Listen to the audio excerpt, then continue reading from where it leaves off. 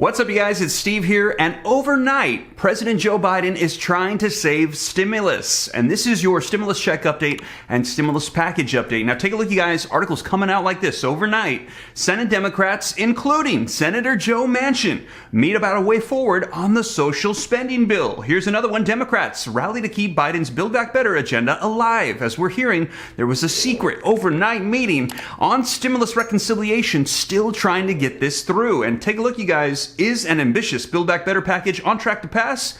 No. But are the odds of success better than they were 72 hours ago? Yes. And here's another one, you guys. Manchin joined Senate Democrats to discuss the future of the Build Back Better bill, and I've got a ton of video footage for you. We're going to be taking a look at getting you all the details, but very quickly, take a look at this article right here. Joe Manchin joined fellow Senate Democrats for a special caucus meeting Tuesday night about the next steps for the Build Back Better Act, just 2 days after he said that he could not support President Joe Biden's signature legislation.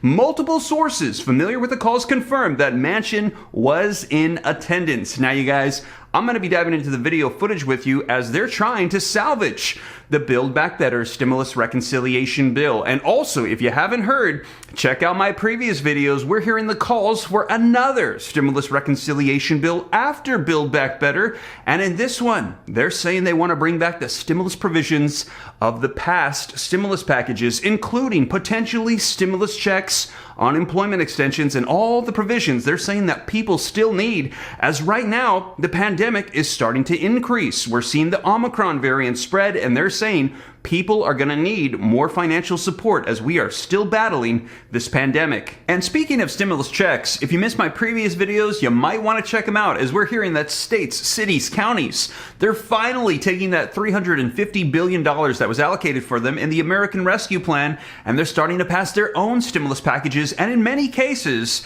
their own stimulus checks. So if you missed that, check it out right after this video. But you guys, let's go ahead and dive right in. And first off, just wanted to say thanks for all the support on that second channel, Steve Ram Finance. I'm going to be launching videos here very soon, and if you are somebody that's interested in growing wealth and learning about personal finance, well, this is going to be the channel for you. I'm really excited about it. I think it's going to be helping out a lot of people a ton, and if you're interested in joining, I will pin a comment down below. All you got to do is click that link, go to the channel, hit subscribe, turn on notifications, and when we launch, I think it's going to be really great. I'm really excited about you guys, but let's go ahead and dive into economic news and secret stimulus reconciliation meetings overnight.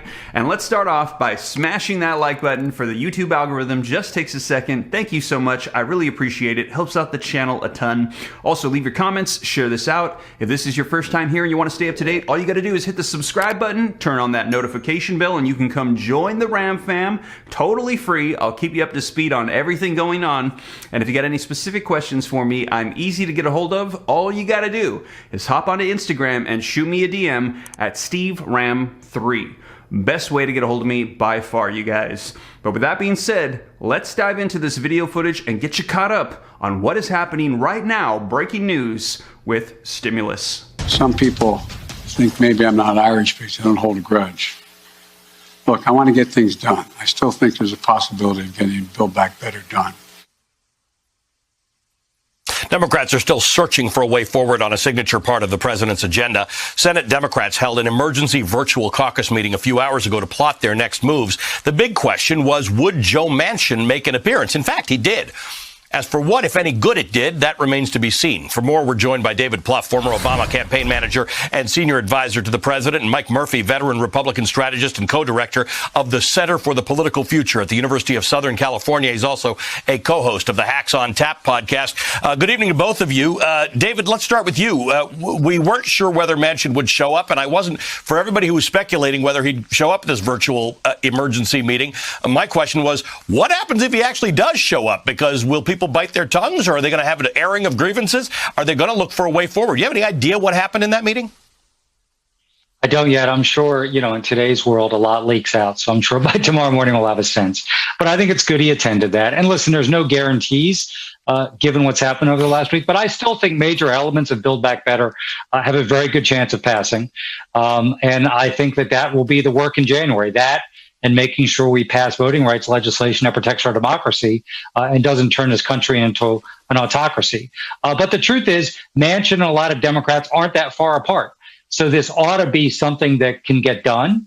It's important to get done for the country, most importantly, but I think it's also important to get done for politics, because I think you're going to want Democrats to be as excited next year about the election as possible for turnout. But also the Republicans have opposed all these things, that we are a democracy, child care tax credit, long-term care, the infrastructure bill with some notable exceptions in the Senate by some brave Republican senators. So I think it's likely that this gets put back together. It's not going to be everything every Democrat wants, but it's still going to be significant. And I've mentioned, Ali, it's important because we don't know what's going to happen after 22. I hope this doesn't happen as a Democrat, but the Republicans could win back, control of one chamber, maybe both. So this is your last chance, perhaps for a while, to really take a big swing here and help out hundreds of millions of Americans.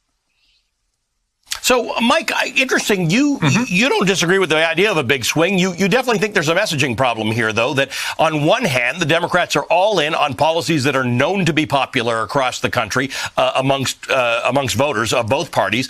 On the other hand, you're worried about how this is looking and how this is going down.